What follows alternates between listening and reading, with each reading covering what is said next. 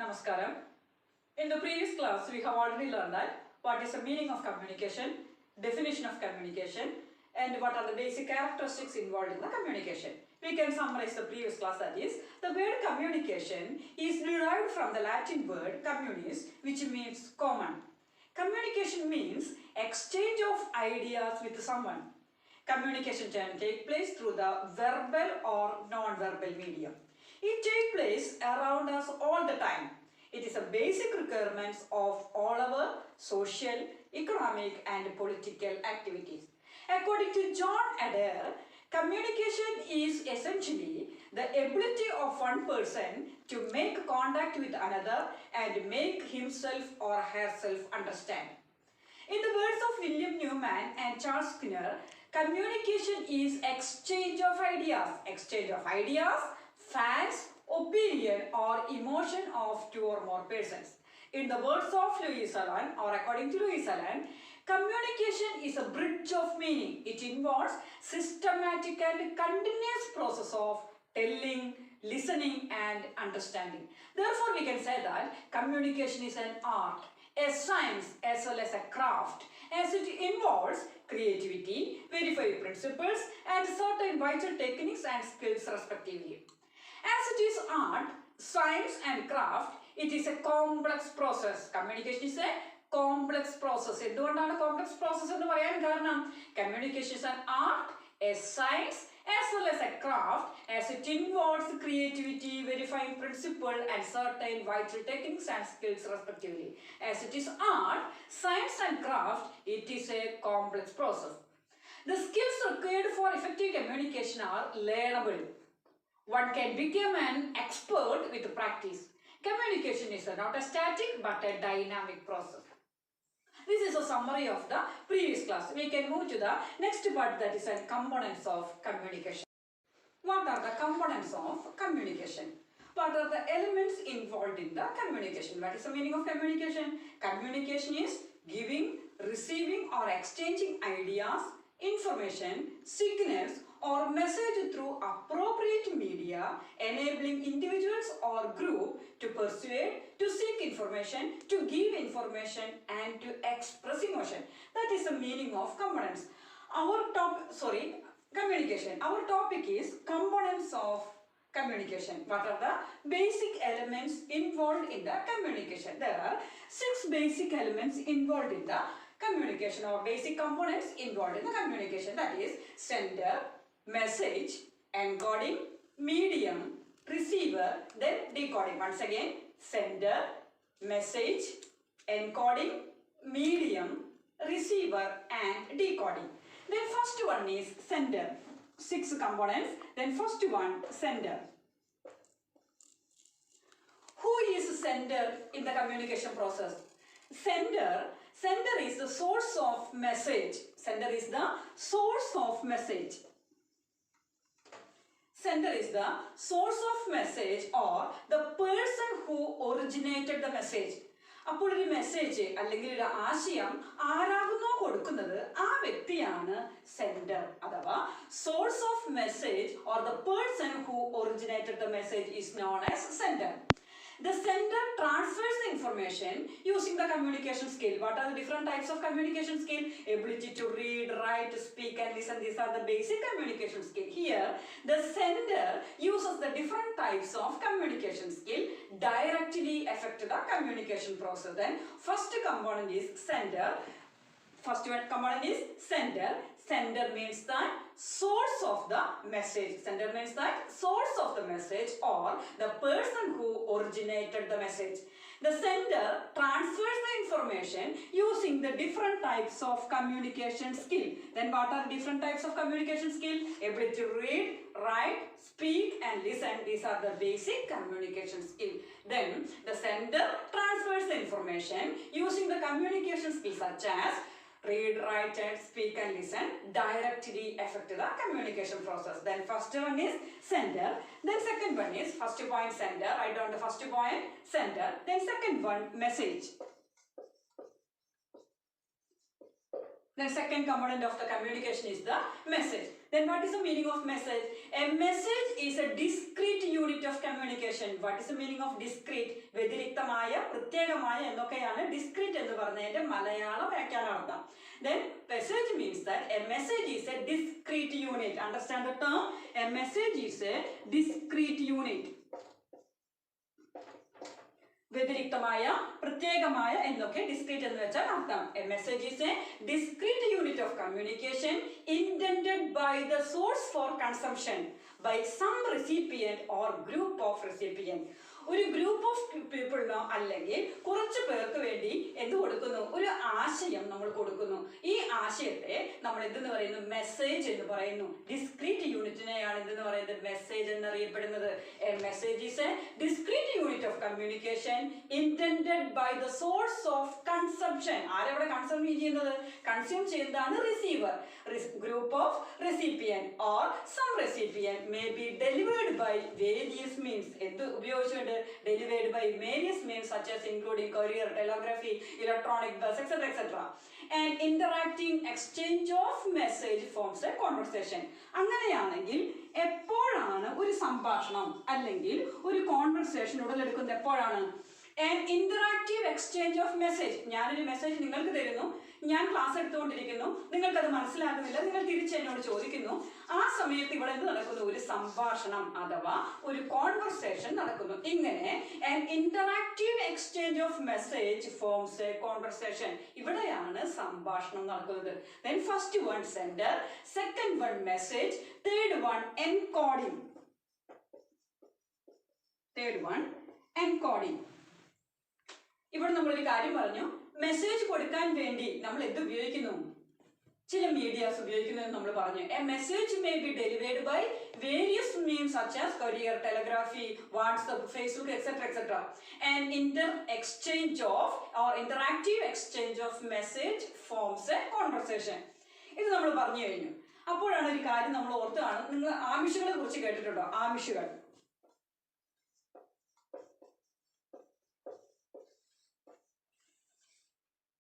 സാങ്കേതികവിദ്യ ഇത്രയധികം വർദ്ധിച്ചിട്ട് പോലും യന്ത്രങ്ങളുടെയും സാങ്കേതിക വിദ്യയുടെയും ഉപയോഗമില്ലാതെ തന്നെ ജീവിക്കാമെന്ന് കാണിക്കുന്ന ഒരു സമൂഹമാണ് ആമിഷ് സമൂഹം.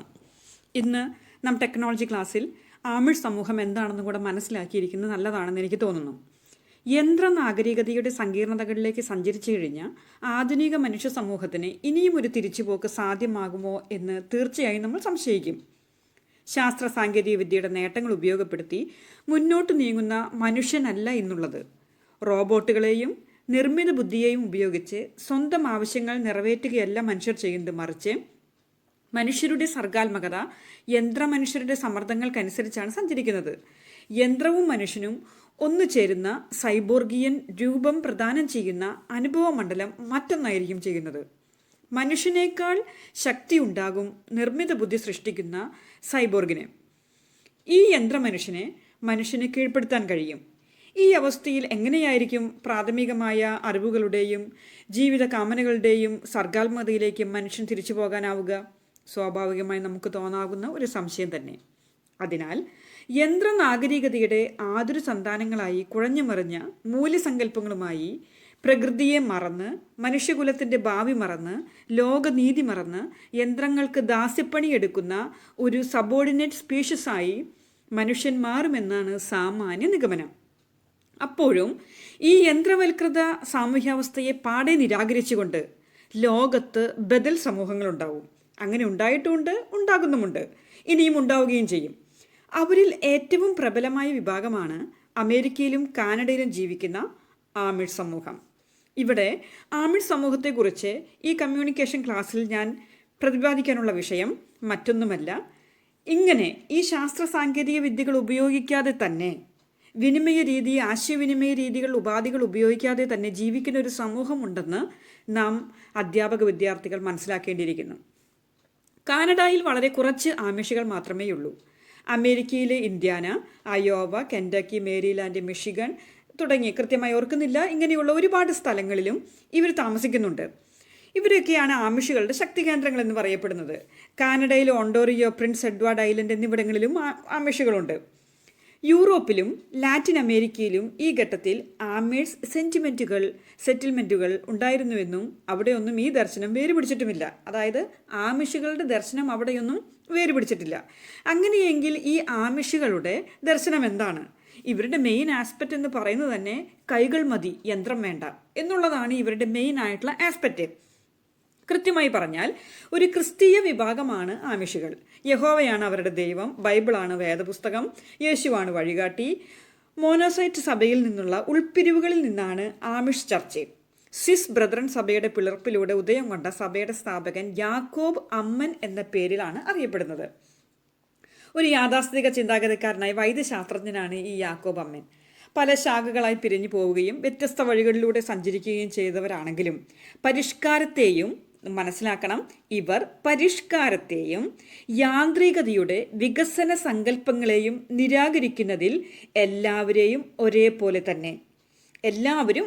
തന്നെ. കാരണം ലോക്ക്ഡൗൺ കാലത്ത് നമുക്കറിയാം, ലോക്ക്ഡൗൺ കാലത്ത് നാം സാമൂഹിക അകലം പാലിച്ചാണ് ജീവിച്ചത്. കൂട്ടം കൂടിയിരുന്നില്ല, മുഖാമുഖം നിൽക്കുന്നില്ല. എന്നാൽ ആമിഷുകളുടെ ഒരു പ്രത്യേകത, അതാണ് നമ്മുടെ ഇതിൻ്റെ പോയിന്റ് എന്ന് പറയുന്നത്. എന്നാൽ ആമിഷുകളുടെ ഒരു പ്രത്യേകത എന്ന് പറയുന്നത് മുഖാമുഖം മാത്രമേ സംസാരിക്കുകയുള്ളൂ.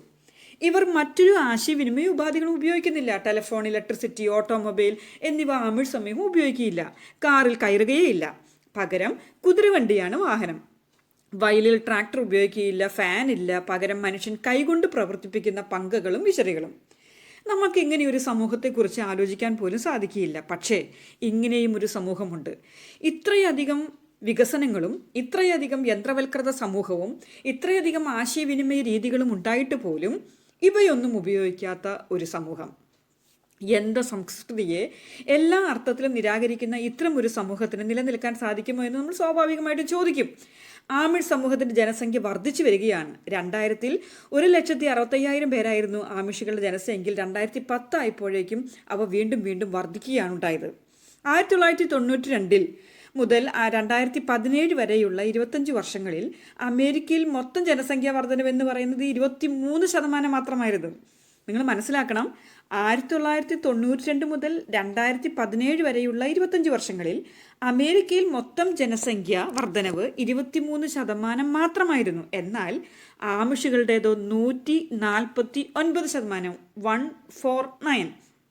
അതിന് കാരണം കുടുംബാസൂത്രത്തിൽ ആമിഷുകൾക്ക് വിശ്വാസമില്ല. കുട്ടികൾ ദൈവത്തിൻ്റെ വരദാനമാണെന്ന് ഇവർ വിശ്വസിക്കുന്നു. ഓരോ ദമ്പതികൾക്കും 6-7 മക്കളുണ്ടാവും. കുട്ടികൾ വർദ്ധിക്കുന്നത് മൂലം ദാരിദ്ര്യമുണ്ടാവും എന്ന ആധുനിക വികസിത സമൂഹത്തിനുള്ള ഭീതി ആമിഷുകൾക്കില്ല. സമ്പന്നമാണ് ആമിഷ് സമൂഹം. കൃഷിയാണ് പ്രധാന തൊഴിൽ. എല്ലാവരും ചേർന്ന് പാടങ്ങളിൽ പണിയെടുക്കുന്നു. അമേരിക്കയിൽ ഏറ്റവും കൂടുതൽ ഭക്ഷ്യധാന്യങ്ങൾ ഉൽപ്പാദിപ്പിക്കുന്നത് ആമിഷുകളാണ്. കരകൗശല വേലകളിലും അവർ ഏർപ്പെടുന്നു.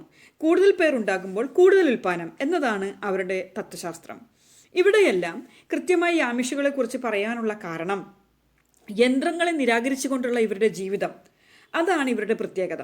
ആശയവിനിമയ രീതികൾ ഇവർ ഉപയോഗിക്കുന്നില്ല. നേരിട്ടുള്ള സംസാരം മാത്രമേ ഇവർക്കുള്ളൂ.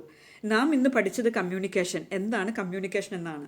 എത്രയോ ഉപാധികളിലൂടെ നാം ഉപയോഗിക്കുന്ന ഒരു ചാനലിലൂടെ, ഇപ്പോൾ നമ്മൾ ഉപയോഗിക്കുന്നു വാട്സപ്പായിട്ടും യൂട്യൂബായിട്ടും ഫേസ്ബുക്കായിട്ടും നമ്മൾ ഉപയോഗിക്കുന്നു. പക്ഷേ ഈ ആമിഷ് സമൂഹം ഇതൊന്നും ഉപയോഗിക്കുന്നില്ല. എന്നിട്ടും വളരെ ലളിതമായ ജീവിതം അവർ നയിച്ച് സദാചാര മൂല്യങ്ങൾ അവർ പിന്തുടരുന്ന, വർണ്ണപ്പകട്ടാർന്ന വസ്ത്രങ്ങൾ ധരിക്കാത്ത ഒരു സമൂഹമാണ് ഈ ആമിഷ് സമൂഹമെന്ന് പറയപ്പെടുന്നത്. ഞാൻ ഇപ്പോൾ ഇതിനെക്കുറിച്ച് പറയാൻ കാരണം സമൂഹം മുഴുവൻ ഇങ്ങനെ യന്ത്രവൽകൃതമായ അടിസ്ഥാനത്തിലാണ് എന്ന് നാം ധരിക്കരുത്. കാരണം ഇങ്ങനെയുമുണ്ട് ഒരു സമൂഹം എന്ന് നാം മനസ്സിലാക്കേണ്ടിയിരിക്കുന്നു. ഇവരുടെ മറ്റൊരു പ്രത്യേകത, ഇവർക്ക് ഇൻഷുറൻസോ സാമൂഹിക സുരക്ഷാ പദ്ധതികളോ ഒന്നും ഇവർക്കില്ല. കാരണം ഇവർ അതിലൊന്നും ആഗ്രഹിക്കുന്നില്ല. കഠിനമായി അധ്വാനിച്ച് സമൂഹം ആപത്തുകളെ മറികടക്കണം. തികഞ്ഞ മതവിശ്വാസികളാണ് ഈ ആമിഷുകൾ. പക്ഷേ പള്ളികളില്ല, വീടുകൾ തന്നെയാണ് പള്ളികൾ. അതാണ് അവരുടെ പ്രത്യേകത. ആരാധനകൾ നയിക്കുന്നത് ജനങ്ങൾ തന്നെയാണ്. ഓരോ സന്ദർഭത്തിലേക്കും ഓരോരുത്തരെ തിരഞ്ഞെടുക്കുന്നു. എന്നാൽ വിവാഹം, മരണം, ശവസംസ്കാരം, ഈ ചടങ്ങുകളെല്ലാം മതാചാരങ്ങൾ അനുസരിച്ച് ഇവ ചെയ്തു പോരുന്നു എന്ന് മാത്രം. പിന്നെ മറ്റൊരു ഇവരുടെ പ്രത്യേകത, യന്ത്രവൽകൃത സമൂഹം ഉപയോഗിച്ചുണ്ടാക്കുന്ന വസ്ത്രങ്ങൾ ഇവർ ധരിക്കുകയില്ല. സ്വയം തയ്ച്ചുണ്ടാക്കുന്ന വസ്ത്രങ്ങൾ മാത്രമേ ആമിഷുകൾ ധരിക്കൂ. എന്നാൽ മറ്റൊരു പ്രത്യേകതയാണ്, ഞായറാഴ്ച ഇവർ പള്ളിയിലേക്ക് പോകുമ്പോൾ ധരിക്കുന്ന കോട്ട് ടൈലർ തുന്നുന്നതായിരിക്കും. ഈ ടൈലർ തുന്നുന്ന തുണിയാണ് അവർ ഞായറാഴ്ച ദിവസങ്ങളിൽ ഉപയോഗിക്കുന്നത്. ഇവിടെ പറയാൻ കാരണം ഇങ്ങനെയും ഒരു സമൂഹം നിലവിലുണ്ട്. ഇത്രയും വാർത്താവിനിമയ ആശയങ്ങളും ആശയവിനിമയ രീതികളും ഉപാധികളും ഡെവലപ്പ് ചെയ്തിട്ട് പോലും ഇതുപോലെയും ഒരു സമൂഹം നിലനിൽക്കുന്നു എന്നുള്ളത് നാം മനസ്സിലാക്കാതെ പോകരുത്. അതുകൊണ്ട് ഈ കമ്മ്യൂണിക്കേഷൻ്റെ ക്ലാസ്സിൽ ഇത്രയും കാര്യങ്ങൾ ഉദ്ധരിച്ചു എന്ന് മാത്രമേ ഉള്ളൂ. First one sender, second one message, third one encoding, then fourth one medium. Then what is the meaning of encoding? Encoding is the process of turning thought into communication. Encoding is the process of ഇവിടെ എന്താ ചെയ്യുന്നത്? Turning thought into communication. അങ്ങനെയെങ്കിൽ decoding എന്തായിരിക്കും? Decoding is the process of turning communication into thought. ആ സ്റ്റെപ്പിലേക്ക് വന്നിട്ടില്ല, ഞാൻ പറഞ്ഞേ ഉള്ളൂ. Encoding is the process of turning thought into communication. Here the encoder. ഇവിടെ encoder എന്ന് പറയുന്നത് ആരാണ്? Sender ആണ് encoder. The encoder uses a medium to send a message. ഇവിടെ sender എന്ത് ഉപയോഗിക്കുന്നു? ഒരു മീഡിയം ഉപയോഗിക്കുന്നു. എന്തിനു വേണ്ടി? മെസ്സേജ് സെൻഡ് ചെയ്യുന്നതിന് വേണ്ടി. First one sender. Who is sender? Sender is the source of message, the person who originated the message. Then second one message. What is message? A message is a discrete unit of communication. Then third one encoding. Encoding is the process of turning thoughts into communication. Here the sender is the encoder, and the encoder is the sender, uses a medium to send a message. The next one medium. I will repeat the point again. Sender, message, encoding, medium. Then what is the medium in the communication process? The basic component is the medium. Then medium is in the communication process. A medium is a channel. In the communication process, medium means that medium is a channel. Medium is a channel or system of communication. The means by which information is transmitted between sender and the receiver. ഇവിടെ ഒരു കാര്യം ശ്രദ്ധിക്കുക. ഇവിടെ sender, ഇവിടെ receiver എന്ത് ചെയ്യുന്നു? ഒരു മീഡിയത്തിലൂടെ ഈ മെസ്സേജ് എന്ന് പറഞ്ഞാൽ എന്താണ്? Discrete unit of communication. ഈ ഡിസ്ക്രീറ്റ് യൂണിറ്റ് ഓഫ് കമ്മ്യൂണിക്കേഷൻ എന്ത് ചെയ്യുന്നു? ഇവിടെ എക്സ്ചേഞ്ച് ചെയ്യപ്പെടുന്നു. And interactive exchange of message forms a conversation. ഇപ്പോൾ എന്താണ് സംഭവിക്കുന്നത്? റിസീവറും സെൻഡറും തമ്മിൽ കമ്മ്യൂണിക്കേഷൻ നടക്കുന്നു. ഏതിലൂടെ? ഒരു മീഡിയത്തിലൂടെ. The plural form is medium. Medium എന്നതിന്റെ പ്ലൂറൽ ഫോം ആണ് media. The term is also known as channel. ഇതിന് എന്തെന്നും കൂടെ അറിയപ്പെടുന്നു? ചാനൽ എന്ന് അറിയപ്പെടുന്നു. First one sender, second one message, third one encoding, medium. The next one is receiver. ഏറ്റവും പ്രധാനപ്പെട്ട ഇതൊരു ടു വേ പ്രോസസ് ആണ്. കമ്മ്യൂണിക്കേഷൻ എന്ന് പറഞ്ഞാൽ നമുക്ക് എന്തെന്ന് പറയാം? It is a two way process. ഇതിൽ ആരൊക്കെയുണ്ട്? മെയിൻ ആയിട്ടുള്ള രണ്ട് പാർട്ടുകളാണ് സെൻഡർ ആൻഡ് ദ റിസീവർ. മറന്നു പോകരുത്, sender and the receiver. Sender send a message to the receiver through the medium. മീഡിയത്തിലൂടെ ആർക്ക് അയക്കുന്നു? ചാനലിലൂടെ മെസ്സേജ് റിസീവർക്ക് അയക്കുന്നു. അങ്ങനെയെങ്കിൽ റിസീവർ ആരാണ്? Successful communication take place when the receiver correctly interpret the sender's message. ഒന്നുകൂടെ ഞാൻ പറയാം. Successful communication takes place when the receiver correctly interpret the sender's message. ഇപ്പൊ ഇവിടെ എന്ത് ചെയ്തിട്ടുണ്ട്? സെൻഡർ ഒരു മെസ്സേജ് ചാനലിലൂടെ അയച്ചിട്ടുണ്ട്. ആർക്ക്? റിസീവർക്ക് അയച്ചിട്ടുണ്ട്. അത് കറക്റ്റ് ആയിട്ട് ഇന്റർപ്രറ്റ് ചെയ്യുന്ന വ്യക്തി ആരാണോ അവരാണ് റിസീവർ. ഒന്നും കൂടെ പറയാം. Successful communication takes place when the receiver correctly interpret the sender's message. The receiver is the individual or individuals to whom the message is directed. ഭാഷ്യം കിട്ടി കാണും. ആരാണ് സെൻഡർ, ആരാണ് receiver? Who is the sender? Sender is the source of the message. Sender is the source of the message or the person who originated the message. Then who is receiver?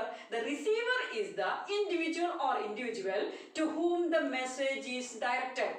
Successful communication takes place when the receiver correctly interprets the sender's message. Then first one sender, second one message, third one encoding, then fourth one medium, then next one receiver, the last one is decoding. Then what is the meaning of decoding? We have already learned that what is the meaning of encoding. What is the meaning of encoding?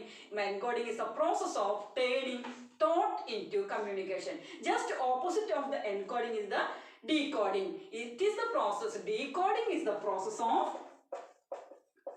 Last one is decoding. Decoding is the process of turning communication into thought. ഇവിടെ sender ആരാണ്? എൻകോഡറും receiver ഡീകോഡറും ആണ്. Sender എന്ത് ചെയ്തു? Process of turning thought into communication. മനസ്സിൽ തോന്നിയ എന്തെയോ ചിന്തകൾ എന്താക്കി മാറ്റി? കമ്മ്യൂണിക്കേഷൻ ആക്കി മാറ്റി. അതാണ് എൻകോഡർ അഥവാ സെൻഡർ ചെയ്തത്. അങ്ങനെയെങ്കിൽ റിസീവർ എന്ത് ചെയ്തു?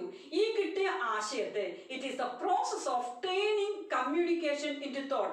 ലഭിച്ച സംഭാഷണം എന്താണോ അതിനെ എന്താക്കി മാറ്റി? തോട്ടായിട്ട് മാറ്റി. ഇതാണ് ഡീകോഡിംഗ്. ഇത്രയും എലമെന്റ്സ് ആണ്, ഇത്രയും കമ്പോണൻസ് ആണ് കമ്മ്യൂണിക്കേഷനകത്ത് ഉൾപ്പെടുന്നത്. നമുക്ക് ഒന്നുകൂടെ ഈ ക്ലാസ്സിൽ പറയാം, സമ്മറൈസ് ചെയ്യാം. What are the basic elements or components involved in the communication. Then first one is sender. What is the meaning of communication? Communication is giving, receiving or exchanging ideas, information, signals or message through appropriate media, enabling individuals or group to persuade, to seek information, to give information and to express emotion. There are 6 elements or 6 components involved in the communication, that is sender, message, encoding, medium, receiver. The last one is decoding. Then what is the meaning of sender? Who is sender? Sender is the source of message or the person who originated the message. Then next one is message. What is the meaning of message? Message is a discrete unit of communication, an interactive exchange of message from a conversation. The next one is encoding. Encoding is the process of turning thought into communication. The encoder uses a medium to send a message. The next one is medium. Medium is also known as channel. In the communication process, a medium is a channel or a system of communication. The next one is receiver. Successful communication takes place when the receiver correctly interprets the sender's message. Who is receiver? The receiver is the individual or individual to whom the message is directed. The last one is decoding. Decoding is the process of turning communication into thought. For example, you may realize you are hungry and encode this message to send to your roommate or your mother or parents. I am hungry. ഇപ്പോൾ നമ്മളിവിടെ എന്താണ് ചെയ്തത്? You may realize you are hungry. വിശക്കുന്നു എന്ന് നമ്മൾ realise ചെയ്ത ആ തോട്ടിനെ നമ്മൾ എന്ത് ചെയ്തു? എൻകോഡ് ചെയ്ത് അമ്മയുടെ അടുത്തോ അല്ലെങ്കിൽ റൂംമേറ്റിന്റെ അടുത്തോ ക്ലാസ്മേറ്റിന്റെ അടുത്തോ എന്ത് പറഞ്ഞു? ഐ ആം ഹംഗ്രി എന്ന് പറഞ്ഞു. ഇവിടെ സെൻഡർ എന്ത് ചെയ്യുന്നു? റിസീവറിനകത്തേക്ക് ഒരു മെസ്സേജ് അയക്കുമ്പോൾ എന്ത് ചെയ്യുന്നു? Turning thought into communication. എനിക്ക് വിശക്കുന്നു എന്ന് തോന്നിയ ആ ഫീലിങ്ങിനെ എന്താക്കി മാറ്റി? കമ്മ്യൂണിക്കേഷൻ ആക്കി മാറ്റുന്നു. These are the basic elements involved in the communication process or the components of communication. ഇനി നിങ്ങൾക്ക് സാധാരണ കേട്ടിട്ട് അതുപോലെ LP UP അസിസ്റ്റന്റ് എക്സാം ഒക്കെ എഴുതുന്ന സമയത്ത് ഇതുപോലെ സെൻഡർ എന്നോ മെസ്സേജ് എന്നോ എൻകോഡിംഗ് എന്നുള്ള പദങ്ങളെല്ലാം ഉപയോഗിക്കുന്നത്, അവിടെ എല്ലാം ഉപയോഗിക്കുന്നത് മലയാള പദങ്ങളാണ്. അപ്പോൾ നമുക്ക് ഇതിന്റെ മലയാള പദവും അതിന്റെ വിശദീകരണവും കൂടെ ഒരു 2 മിനിറ്റും കൂടെ എടുത്തതിന് ശേഷം നമുക്ക് ഇന്നത്തെ ക്ലാസ് അവസാനിപ്പിക്കാം. ആശയങ്ങളോ വിചാരങ്ങളോ വിവരങ്ങളോ പരസ്പരം കൈമാറ്റം ചെയ്യുന്നതിനെ ആശയവിനിമയം എന്ന് പറയുന്നു, അഥവാ കമ്മ്യൂണിക്കേഷൻ. ഇവിടെ ഒരു വക്താവും ഒരു ശ്രോതാവും പിന്നെ ആശയവിനിമയത്തിനുള്ള മാധ്യമവും ഉണ്ടായിരിക്കണം. ആശയം പുറപ്പെടുവിക്കുന്ന ആളും ആശയം സ്വീകരിക്കുന്ന ആളും കേവലമായ സംഭാഷണത്തിലുപരിയായി വ്യത്യസ്തങ്ങളായ ആശയവിനിമയോപാധികൾ എല്ലാ സന്ദർഭങ്ങളിലും ഉപയോഗിക്കപ്പെടുന്നു. സന്ദേശം പുറപ്പെടുന്ന സ്ഥലത്തെ ഉത്ഭവകേന്ദ്രമെന്നും സ്വീകരിക്കപ്പെടുന്ന സ്ഥലത്തെ പ്രാപ്യസ്ഥാനമെന്നും അത് കൈമാറ്റം ചെയ്യപ്പെടുന്ന മാധ്യമത്തെ സന്ദേശ മാധ്യമമെന്നും സാമാന്യമായി പറയാം. ഉത്ഭവ കേന്ദ്രത്തിൽ നിന്നും പുറപ്പെട്ട് സന്ദേശ മാധ്യമത്തിലൂടെ പ്രാപ്യസ്ഥാനത്ത് എത്തുമ്പോഴാണ് ആശയവിനിമയം പൂർണ്ണമാകുന്നത്. അപ്പോൾ ആശയവിനിമയത്തിന് ചില സന്ദേശ ചിഹ്നങ്ങൾ ആവശ്യമാണെന്ന് വരുന്നു. ഭാഷാവിനിമയത്തിൽ വക്താവിൽ നിന്നും ശ്രോതാവിലേക്ക് ആശയം എത്തുന്നതിന് ചില ഘട്ടങ്ങൾ കൂടി ചൂണ്ടിക്കാണിക്കപ്പെടുന്നുണ്ട്. ആശയം, സങ്കേതനം. സങ്കേതനം എന്ന് പറഞ്ഞാൽ കോഡിംഗ്. വിനിമയ മാധ്യമം, വിസങ്കേതനം. വിസങ്കേതനം എന്ന് പറഞ്ഞാൽ ഡീകോഡിംഗ്. ആശയസ്വീകരണം എന്നിങ്ങനെ അവയെ 5 ഘടകങ്ങളായി കാണാം. ഒന്നും കൂടെ പറയാം. ഭാഷാവിനിമയത്തിൽ വക്താവിൽ നിന്നും ശ്രോതാവിലേക്ക് ആശയം എത്തുന്നതിന് ചില ഘട്ടങ്ങൾ ചൂണ്ടിക്കാണിക്കപ്പെടുന്നു. ആശയം, സങ്കേതനം, വിനിമയ മാധ്യമം, വിസങ്കേതനം, ആശയസ്വീകരണം. ഇതിനകത്ത് 2 വ്യത്യസ്തമായ വാക്കുകളാണ് സങ്കേതനം, വിസങ്കേതനം. ഒരുപക്ഷെ നിങ്ങൾ ആദ്യമായിട്ടായിരിക്കാം ഈ 2 വാക്കുകൾ പരിചയപ്പെടുന്നത്. കോഡിംഗ് എന്നതിൻ്റെ മലയാള പരിഭാഷയാണ് സങ്കേതനം. ഡീകോഡിംഗ് എന്നതിൻ്റെ മലയാള പരിഭാഷയാണ് വിസങ്കേതനം. ആശയം എന്നത് വക്താവിൻ്റെ മനസ്സിൽ സംഭവിക്കുന്ന ക്രിയയാണ്. അതിനെ ആശയവിനിമയത്തിനുതകുന്ന രീതിയിലേക്ക് പരിവർത്തനം ചെയ്യണം. അതാണ് സങ്കേതനം. അപ്പോൾ സങ്കേതനം എന്താണെന്ന് നമുക്ക് മനസ്സിലായി. ആശയം എന്നത് വക്താവിൻ്റെ, ഇവിടെ വക്താവ് എന്ന് പറയുന്നത് സെൻറ്ററാണ്. ആശയം എന്നത് വക്താവിൻ്റെ മനസ്സിൽ സംഭവിക്കുന്ന ഒരു ക്രിയയാണ്. അതിനെ ആശയവിനിമയത്തിലേക്ക് ഉതകുന്ന രീതിയിലേക്ക് പരിവർത്തനം ചെയ്യുന്നു. അതിനെയാണ് കോഡിംഗ് അഥവാ സങ്കേതനം എന്ന് പറയുന്നത്. ഇവിടെ ഭാഷാപദങ്ങളായി അവ ഉൽപ്പാദിപ്പിക്കപ്പെടുന്നു. ഉച്ചാരണ അവയവങ്ങളിലൂടെ പുറത്തേക്ക് വരുന്നു. ശബ്ദ തരംഗങ്ങളായി അവ സഞ്ചരിക്കുകയും ശ്രോതാവിൻ്റെ കർണങ്ങളിൽ എത്തുകയും ചെയ്യുന്നു. ശ്രോതാവ് അവയെ സ്വീകരിക്കുകയും തലച്ചോറിലേക്ക് കൈമാറുകയും ചെയ്യുന്നു. തലച്ചോറ് അവയെ വിസങ്കേതനം ചെയ്ത്, വീണ്ടും ഒരു വാക്ക് വരികയാണ് വിസങ്കേതനം എന്നുള്ളത്. വിസങ്കേതനം എന്നാൽ ഡീകോഡിംഗ് എന്നതിൻ്റെ മലയാള പരിഭാഷയാണ് വിസങ്കേതനം. തലച്ചോറ് അവയെ വിസങ്കേതനം ചെയ്ത് ആശയത്തെ ഉൾക്കൊള്ളുന്നു. ആശയവിനിമയത്തിൻ്റെ ഈ സങ്കേതന വിസങ്കേതന മാതൃകയെ ഉത്തരഘടനാവാദത്തിൻ്റെ പശ്ചാത്തലത്തിൽ പുനർവിചിന്തനം നടത്തുന്ന സ്റ്റുവർട്ട് ഹാൾ ആശയവിനിമയ പ്രക്രിയയിൽ അർത്ഥം സുസ്ഥിരമല്ലെന്ന് വാദിക്കുന്നു. കാരണം വക്താവിൻ്റെയും ശ്രോതാവിൻ്റെയും സാഹചര്യങ്ങൾക്കനുസരിച്ച് അർത്ഥം പലതായി വ്യാഖ്യാനിക്കപ്പെടാം.